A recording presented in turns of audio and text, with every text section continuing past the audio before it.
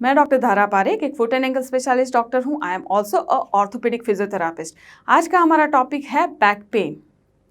आजकल back pain उतना ज़्यादा कॉमन हो गया है कि हार्डली कोई फैमिली ऐसा होगा कि जिनमें किसी को भी बैक पेन नहीं है। किसी ना किसी, जैसे कि एक बंदे को तो बैक पेन निकलता ही है। तो बैक पेन इतना कॉमनली क्यों देखने को मिलता है, तो ये समझते हैं आज कि बैक पेन क्यों कॉमन है और किस टाइप का बैक पेन कॉमन है।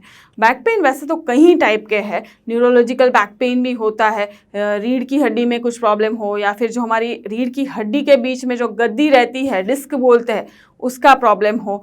तो ये सब की वजह से भी बैक पेन होता है। तो पर सबसे ज़्यादा कॉमनली जो पेन देखने को मिलता है that is mechanical back pen. और ये मैकेनिकल बैक पेन क्यों होता है ये आज हम समझेंगे। Mechanical back pain specially cumulative microtrauma की वजह से होता है। क्यूमुलेटिव माइक्रोट्रॉमा मतलब जो स्ट्रेस दिनों, महीनों, बरसों तक हमारे बैक पे थोड़ा करके बैक को डैमेज करता रहता है, उसको क्यूमुलेटिव माइक्रोट्रॉमा बोलते हैं। थोड़ा माइक्रो ट्रॉमा जो होती रहती है, हम गलत पोस्चर में काम करते हैं तो जो भी छोटी छोटी ट्रॉमा होती रहती है बैक में, वो बैक पेन में कन्वर्ट हो जाती है।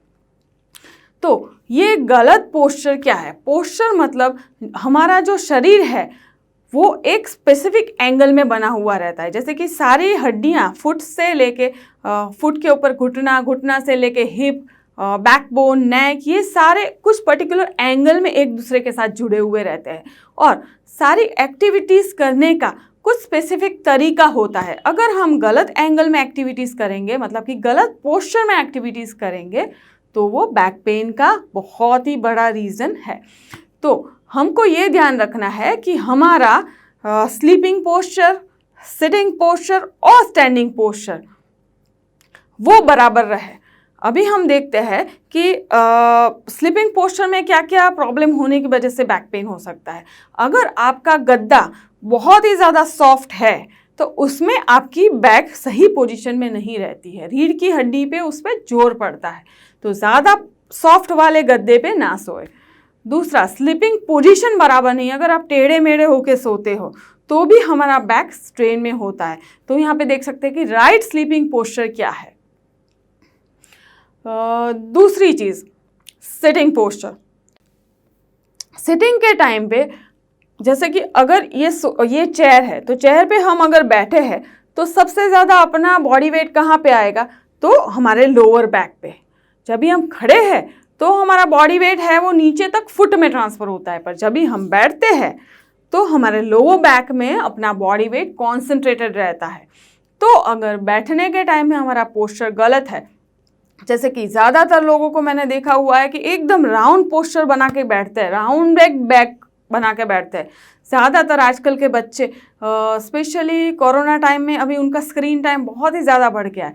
और जब भी वो मोबाइल या फिर लैपटॉप देखते हैं या फिर उनके क्लासेस ऑनलाइन चलती है तो वो एकदम राउंड बैक बना के वो क्लासेस अटेंड करते हैं। ज़्यादा टाइम तक ये गलत पोस्चर मेंटेन जब भी करते हैं तभी ये बैक पेन में कन्वर्ट हो जाता है। इसीलिए आजकल बच्चों में भी बैक पेन इतना कॉमन हो गया है। तो हमको ये ध्यान रखना है कि जब भी हम बैठे तो हमारी जो चेयर है वो सिर्फ अपने लोअर बैक को ही सपोर्ट नहीं देनी चाहिए, वो हमारे नेक तक एक्सटेंडेड सपोर्ट देनी चाहिए। दूसरी चीज़, अगर आपका ऑफिस टाइम या ऑफिस वर्क भी बैठे बैठे है, जैसे कि आप कोई कंप्यूटर जॉब में हो, तो जब आपका जो स्क्रीन है वो आई लेवल पे होना चाहिए, जिससे कि आप स्क्रीन पे देखने के लिए आपको ज़्यादा झुकना ना पड़े। तो हमको ये ध्यान में रखना है कि हम जब भी बैठे तो हम सही एंगल में बैठे, जिससे कि हमारे बैक को कुछ भी डैमेज ना हो। और थर्ड चीज़ है स्टैंडिंग पोस्चर। स्टैंडिंग पोस्चर का भी ध्यान में आता है जब भी गृहिणियाँ ज़्यादातर खड़े हुए काम करती है। किचन में मैंने काफ़ी गृहिणियों के पोस्चर गलत, जैसे कि वो रोटी बेलती है तो गलत पोस्चर में बेलती है, ज़्यादातर राउंडेड बैक बना के ऐसे रोटियां बेलते हैं। तो ये गलत पोस्चर में काम करने की वजह से भी बैक पे बहुत स्ट्रेन आता है। स्पेशली किचन के लिए मैं बताऊंगी कि जो आपके प्लेटफॉर्म का हाइट हो वो वो सही होना चाहिए कि जिससे आपके एल्बो तक आए और आप उस पर प्रॉपरली वर्क कर पाए। जिनका प्लेटफॉर्म बहुत ही ज़्यादा लो है वो ज़्यादातर झुक झुक के काम करते हैं, वो राउंडेड बैक वाली पोस्चर में ही काम करते हैं, तो उनको ये बैक पेन की प्रॉब्लम कॉमनली देखने को मिलती है। तीसरी चीज़ लिफ्टिंग, तो सही तरह से अगर हमको कुछ उठाना है तो हम कैसे उठाएं। अगर मुझे फ्लोर से कुछ उठाना है तो हम कैसे उठाएं कि फ्लोर से जब भी हम चीज़ें उठाते हैं तो हमको हमारी बैक को ऐसे आर्च करना है और फिर झुक के हमको ये उठाना है, या फिर हम अपने घुटने फोल्ड कर सकते हैं और फिर ऐसे नीचे जाके चीज़ उठा सकते हैं। तो ये दोनों तरीक़ों से सही पोस्चर में बिना बैक को स्ट्रेन किए हम कोई भी लिफ्टिंग जॉब कर सकते हैं। तो यहाँ पे आप देख सकते हैं कि which is the wrong lifting and which is the right lifting pattern. ज़्यादातर किचन में कुछ कुछ चीज़ें ऐसी होती है कि जो नीचे रखी हुई रहती है, नीचे के जो ड्रॉवर्स रहते हैं उसमें रखी हुई रहती है। तो ये सारी चीज़ को हम जब भी ऑपरेट करते हैं, जब भी गृहिणियाँ ऑपरेट करती है, तो उनको ये बहुत ही ज़्यादा दिमाग में ध्यान रखना चाहिए कि वो सारी पोस्चर सही रखें और फिर काम करें। तो अगर आप अपने पोस्चर का ध्यान रखोगे तो फिर हम बैक पेन से बच पाएंगे। और लास्ट में सबसे इम्पॉर्टेंट चीज़, जब भी हम स्टैंडिंग पोस्चर की बात कर रहे हैं तो स्टैंडिंग में फुट इज़ आवर बेस। अपने जो फीट है जिन पे अपना पूरा बॉडी खड़ा है, अगर वो फुट का पोस्चर गलत हो तो वो पोस्चर गलत होने की वजह से बैक का पोस्चर भी गलत हो जाता है और वो बैक में भी स्ट्रेन करता है। यहाँ पे आप देख सकते हैं कि अगर 1 फुट का एंगल गलत है तो ये बैक का एंगल भी कैसे ख़राब कर रहा है। तो अच्छे सपोर्ट वाले फुटवेयर पहने, बैरफुट मतलब कि खुले पांव बिल्कुल भी मत घूमें, क्योंकि याद रखिए कि आप कुदरती सरफेस पे नहीं हो। जैसे कि आप मिट्टी रेती पे काम नहीं कर रहे हो, आप मार्बल, कंक्रीट, टाइल्स जैसे हार्ड सरफेस, आर्टिफिशियल सरफेस पे काम कर रहे हो, जिसका अपने फीट पे और अपने बॉडी पे एक जर्क या फिर इम्पैक्ट आता है।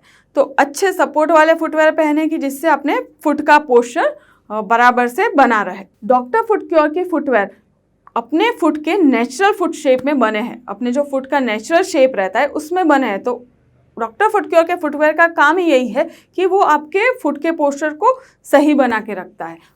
यहाँ पे हमने देखा कि सारे posture it is very very important. तो अपने पोस्चर को खुद असेस कीजिए, सोचिए एक बार कि आप जब भी बैठ के काम करते हो तो आप किस पोजीशन में काम कर रहे हो, आप अभी खड़े होके काम कर रहे हो तो किस पोजीशन में काम कर रहे हो, या फिर आपका फुट कौन सी पोस्चर में है।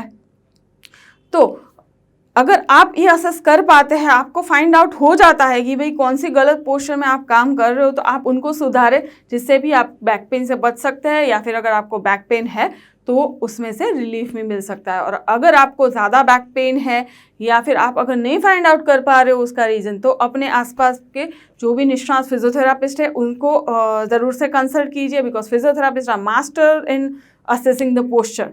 तो वो जब भी पोस्चर असेस करेंगे तो उनको आइडिया आ जाएगा कि कहाँ पे आपको क्या करेक्शन की ज़रूरत है, या फिर अगर आपके बैक के मसल्स वीक तो नहीं हो गए जिससे आप अपना पोस्चर सही से मेंटेन नहीं कर पा रहे हो। काफ़ी टाइम लोग ट्राई करते हैं पर फिर भी वो मेंटेन नहीं कर पाते, तो उसका रीज़न होता है कि जो बैक के कोर मसल्स वीक होते हैं, तो उसकी वजह से वो सही पोस्चर मेंटेन नहीं कर पाते। तो वहाँ पे आपको फिजियोथेरापिस्ट हेल्प कर पाएंगे। तो ज़रूर से अपनी बैक का ध्यान रखें, अपनी फुट का भी ध्यान रखें, उनको भी कभी अनदेखा ना कीजिए, बिकॉज फुट पूरे शरीर का बेस है। तो बैक पेन के लिए भी अपने फुट का ध्यान रखना है।